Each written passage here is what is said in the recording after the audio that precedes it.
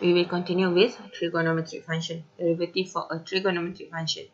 Okay, for number 1 until 6, you must memorize. Okay, that means when we differentiate sine fx, you will get different f prime x cos fx. Differentiate cos fx with respect to x, it will be f prime x negative sine fx.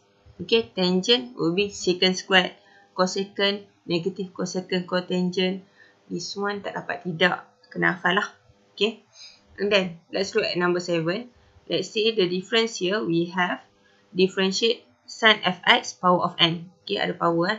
Means as usual, when it involves power, bring power forward.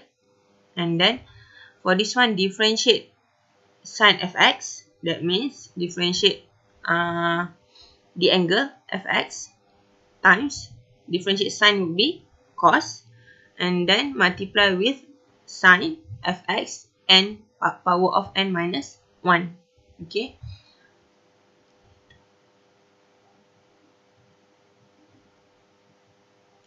For example, let's say we have here, find the derivative for the following functions. The first one is differentiate tangent 5x with respect to x.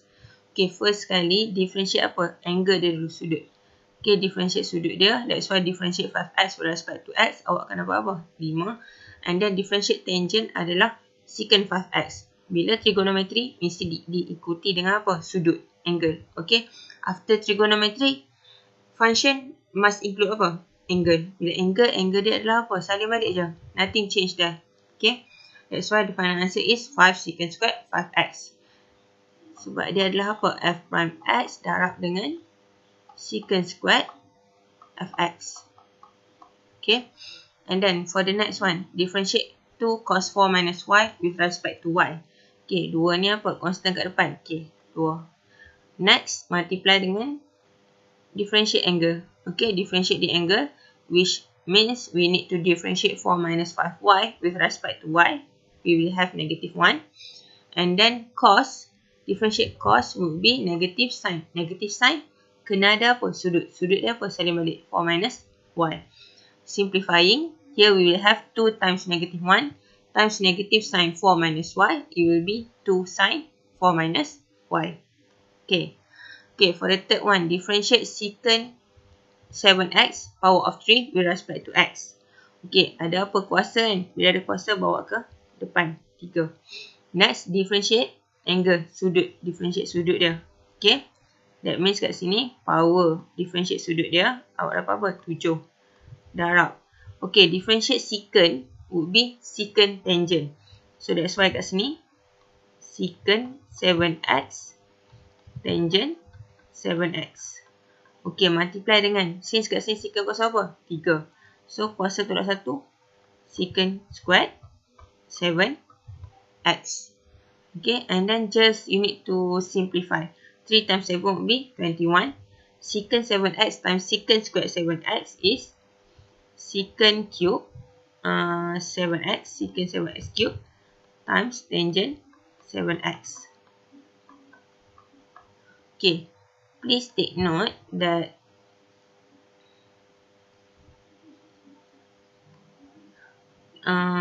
secant tangent 7x is the wrong way for you to write a trigonometric function.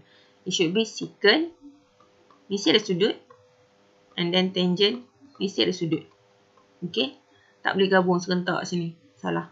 Okay, and then this one, why it becomes secant cube?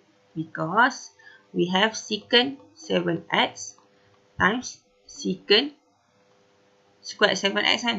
Yang ni adalah secant 7x kuasa 2.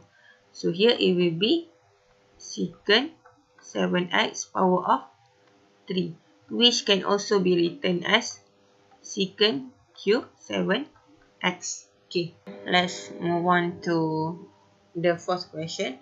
Okay, differentiate 5 sin squared 1 minus 3z with respect to z. So here we have 5 as the constant. Okay, and then 2, we bring the power forward, it will be 2 here. And then we differentiate the angle. Okay, differentiate the angle 1 minus 3z. And then cos 1 minus 3z is from differentiating sine. Okay, and then since sine here, the sine function we have power. That means 2 minus 1 is equal to 1. That's why we need to rewrite sine again. Okay, sine 1 minus 3z.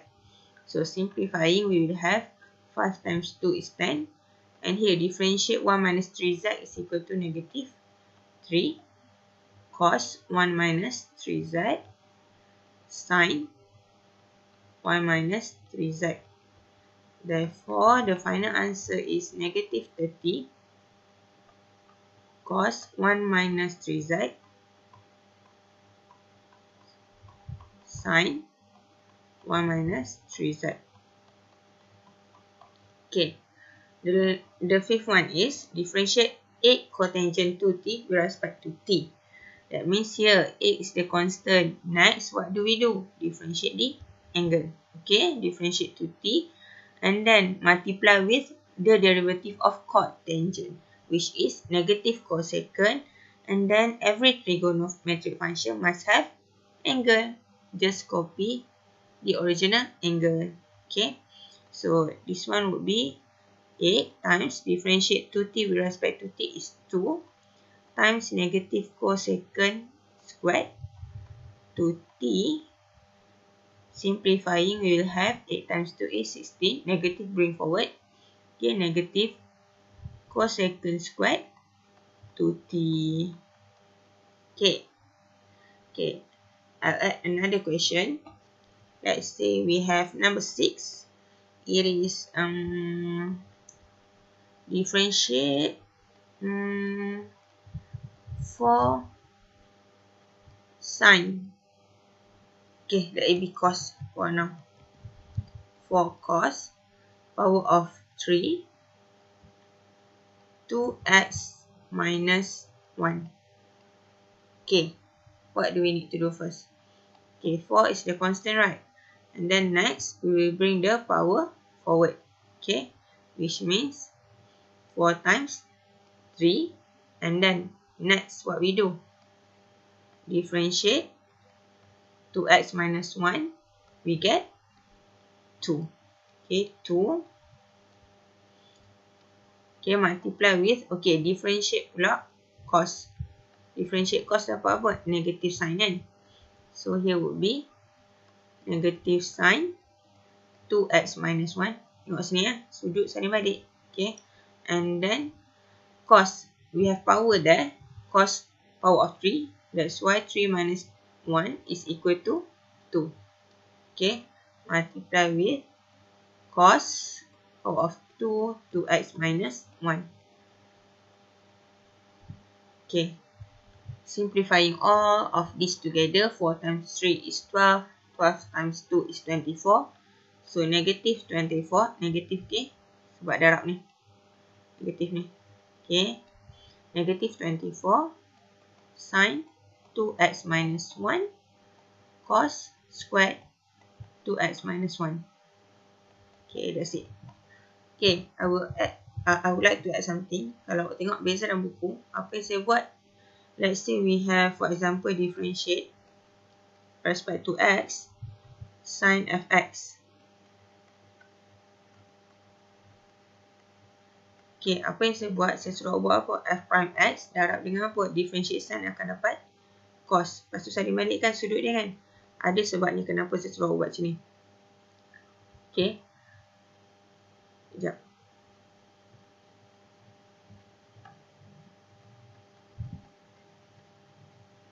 Okay, kalau awak tengok dalam buku, dia buat cos fx darab dengan f prime x. Saya buat apa? F prime x darab dengan cos fx.